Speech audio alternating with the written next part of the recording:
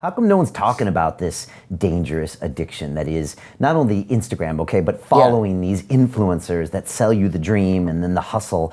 You know, you've been in this game long enough to see this coming up the last 3 or 4 years to where everyone's doing it, and some are more obvious than others, but I mean, you're calling it out for what it is. Right there is your own little mini addiction, and even though it won't kill you, it can be more damaging than the heroin and the drugs and the alcohol.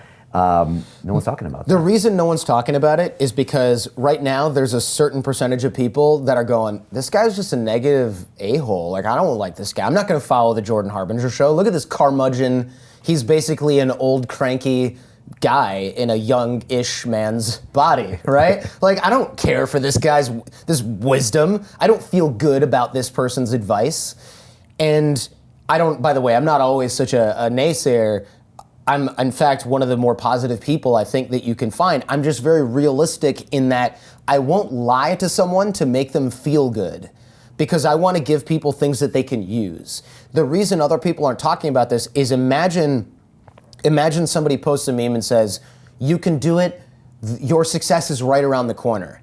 People who are in need of that dopamine hit because their life isn't going as well as they want, or they're not making a living and their parents just said, get a damn job, you can't sit in my basement for another year, it's 2019, get off social media, it's never gonna happen for you. They need someone who's gonna tell them that, screw the haters, the naysayers, they don't get you. They get you, they see you more clearly than you see yourself. Not the guy on the internet who's being a dick. Those people around you that are telling you need to back up and be more realistic, they get you, they're trying to protect you.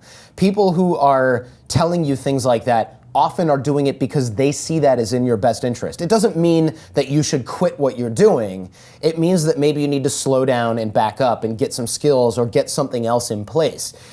The reason it's not popular to talk about is it doesn't make people feel good in the moment, which doesn't generate likes, which doesn't generate retweets.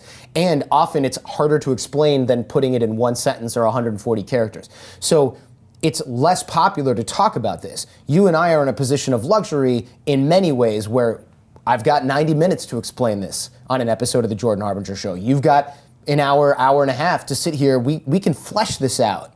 And people who are watching this and consuming this will respect your wisdom. Your reputation is good enough that they'll sit through this, right? But I guarantee you there's people that already turned this off and they were like, I don't feel good when this person talks, so I'm out. They would rather hear someone else say the buzzwords, right? Hustle, you gotta scale, you gotta grow, you gotta da-da-da, you gotta make sure that they'd rather hear that and go, yeah, that jibes with all this other stuff I've been seeing online.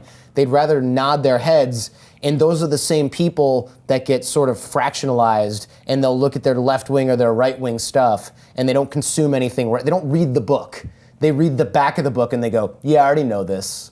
Or they watch one interviewer that only has other people complaining about kids these days. They'll watch that. Or they'll watch the one viewer that says, well, the president is this way and everybody who believes this other stuff is dumb, but you're smart because you watch this show, right? That stuff feels good and it generates a tribe. The problem is you don't need to generate a tribe. You need to build something.